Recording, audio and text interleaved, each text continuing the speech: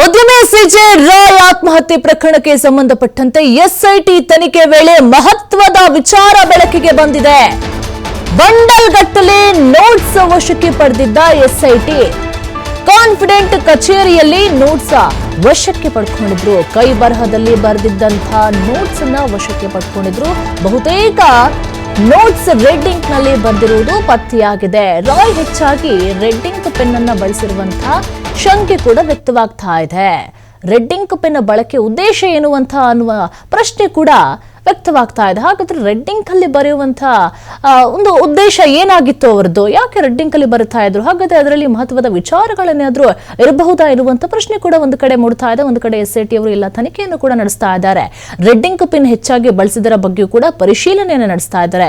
ಹಾಗಾದ್ರೆ ಇದರ ಹಿಂದಿನ ಮನಸ್ಥಿತಿ ಬಗ್ಗೆಯೂ ಕೂಡ ಮಾಹಿತಿಯನ್ನು ಸಂಗ್ರಹ ಮಾಡ್ತಾ ಇದ್ದಾರೆ. ಸದ್ಯ ಹಲವು ಆಯಾಮಗಳಲ್ಲಿ ತೀವ್ರಗೊಂಡಿದೆ ತನಿಖೆ. ಎಲ್ಲ ಮಾಹಿತಿಗಳನ್ನು ಕೂಡ ಕಲೆ ಹಾಕ್ತಾ ಇದ್ದಾರೆ. ಸ್ವಲ್ಪ ಎಸ್ಐಟಿಗೆ ಹಿನ್ನಡೆ ಆಗಿತ್ತು. ಯಾಕೆ ಅಂತ ಹೇಳಿದ್ರೆ ಅವರ ಮೊಬೈಲ್ ಅನ್ನ ಕೂಡ ಚೆಕ್ ಮಾಡಿದಾಗ, ಅವರು ಕಾಲ್ ಲಿಸ್ಟ್ ಅಲ್ಲಿ ಚೆಕ್ ಮಾಡಿದಾಗ ಜಾಸ್ತಿಯಾಗಿ ಅವರು ಇಂಟರ್ನೆಟ್ ಕರೆಗಳನ್ನು ಕೂಡ ಮಾಡ್ತಾ ಇದ್ರು. ಹಾಗಾಗಿ ಸ್ವಲ್ಪ ಎಲ್ಲೋ ಎಸ್ಐಟಿಗೆ ಹಿನ್ನಡೆ ಆಗಿತ್ತು. ಇದೀಗ ಅಲ್ಲಿ ವಶಕ್ಕೆ ಪಡೆದಂತಹ ಒಂದು ಡೈರಿಯನ್ನು ತೆಗೆದುಕೊಂಡು ಬಂದಿದ್ದಾರೆ. ಅದರಲ್ಲಿ ನೋಡಿದ್ರೆ ಬಂಡಲ್ ಗಟ್ಟಲೆ ಇದೆ.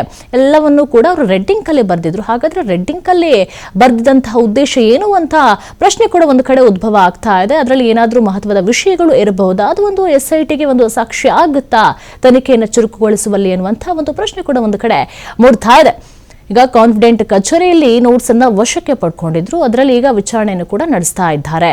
ಈಗ ಬಂಡಲ್ ಗಟ್ಟಲೆ ನೋಟ್ಸ್ ಅನ್ನ ವಶಕ್ಕೆ ಪಡೆದಿದ್ದಂತಹ ಎಸ್ಐಟಿ ಅದರೆಲ್ಲವೂ ಕೂಡ ನೋಟ್ ಮಾಡ್ತಾ ಇದ್ರು. ಹಾಗಾದ್ರೆ ಏನು ನೋಟ್ ಮಾಡಿರಬಹುದು ಎನ್ನುವಂತ ಪ್ರಶ್ನೆ ಕೂಡ ಒಂದು ಕಡೆ ಮೂಡ್ತಾ ಇದೆ.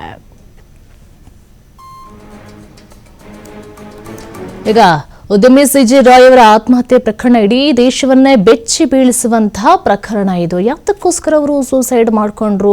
ಒಂದು ಕಡೆ ನೋಡಿದ್ರೆ ಅವರಿಗೆ ಯಾರೋ ಅವರ ದ್ವೇಷ ಮಾಡುವಂಥ ವ್ಯಕ್ತಿಗಳು ಕೂಡ ಯಾರಿರಲಿಲ್ಲ. ಒಂದು ಕಡೆ ನೋಡಿದ್ರೆ ಅವರಿಗೆ ಯಾವುದೋ ಒಂದು ಸಾಲಗಳು ಕೂಡ ಇರಲಿಲ್ಲ ಎನ್ನುವಂಥ ಮಾಹಿತಿ ಕೂಡ ಬರ್ತಾ ಇತ್ತು. ಆದರೆ ಏನಾಗಿರ್ಬೋದು ಎನ್ನುವಂಥ ಒಂದು ತೀವ್ರ ಕುತೂಹಲವಂತೂ ಕೂಡ ಈಗಲೂ ಕೂಡ ಇದೆ. ಅದೆಲ್ಲವೂ ಕೂಡ ಎಸ್ಐಟಿಯ ವಿಚಾರಣೆಯ ನಂತರ ಬೆಳಕಿಗೆ ಬರಬೇಕಾದಂತಹ ವಿಷಯ ಆಗಿದೆ. ಒಟ್ಟಿನಲ್ಲಿ ಏನೂ ಕೂಡ ಒಂದು ಪ್ರೂಫ್ ಸಿಗ್ತಾ ಇಲ್ಲ. ಹೇಗೆ ಹುಡುಕೋದು ಅಂತ ಹೇಳಿ ಎಸ್ಐಟಿ ಅವರು ಕೂಡ ತಲೆಯನ್ನೇ ಕೆಡಿಸ್ಕೊಂಡಿದ್ರು. ಅಕಸ್ಮಾತ್ ಏನಾದ್ರು ಫೋನ್ ಹೆಂಗೋ ತಗೊಂಡ್ರು ಬಿಡಿ, ಫೋನಲ್ಲಿ ಎಲ್ಲವನ್ನು ಕೂಡ ಚೆಕ್ ಮಾಡಿಬಿಟ್ಟು ಈಗಲೂ ಕೂಡ ಚೆಕ್ ಮಾಡ್ತಾನೆ ಇದ್ರೆ ಅದರಲ್ಲಿ ಕಾಲ್ ಲಿಸ್ಟ್ ಏನಾದ್ರು ಚೆಕ್ ಮಾಡಿದ್ರೆ ಏನಾದ್ರು ಮಾಹಿತಿಯನ್ನ ಸಿಗಬಹುದಾ ಅನ್ನುವಂತಹ ಒಂದು ನಿರೀಕ್ಷೆ ಕೂಡ ಇತ್ತು. ಆದ್ರೆ ಸ್ವಲ್ಪ ಎಲ್ಲೋ ಅವರಿಗೆ ಹಿನ್ನಡೆ ಆಯಿತು. ಯಾಕೆ ಅಂತ ಹೇಳಿದ್ರೆ ಅವರು ಇಂಟರ್ನೆಟ್ ಕರೆಗಳನ್ನು ಜಾಸ್ತಿ ಮಾಡ್ತಾ ಇದ್ರು. ಹಾಗಾಗಿ ಅಲ್ಲಿ ಅಂತ ಮಹತ್ವದ ವಿಚಾರಗಳು ಕೂಡ ಯಾವುದು ಕೂಡ ಬೆಳಕಿಗೆ ಬಂದಿರಲಿಲ್ಲ. ಈಗ ಮತ್ತೆ ಕಾನ್ಫಿಡೆಂಟ್ ಗ್ರೂಪ್ ನಲ್ಲಿ ಆ ಕಚೇರಿಯಲ್ಲಿ ಏನಾದರೂ ಸಾಕ್ಷಿಗಳು ಸಿಗಬಹುದಾ ಅಂತ ಹೇಳಿ ಚೆಕ್ ಮಾಡಿದಾಗ ಒಂದು ಡೈರಿಯ ಬಂಡಲ್ ಗಟ್ಲೆನೆ ಸಿಕ್ಕಿದ. ಆ ಡೈರಿಯಲ್ಲಿ ಬಂಡಲ್ ಗಟ್ಲೆ ಬರೆದಿರೋದು ಎಲ್ಲವೂ ಕೂಡ ರೆಡ್ ಇಂಕ್ ಅಲ್ಲೇ ಬರೆದಿದ್ರು. ಹಾಗಾಗಿ ಒಂದು ಸಹಜವಾಗಿ ಪ್ರಶ್ನೆ ಮೂಡುತ್ತೆ, ಯಾಕೆ ರೆಡ್ ಇಂಕ್ ಅಲ್ಲಿ ಬರೆದಿದ್ದಾರೆ?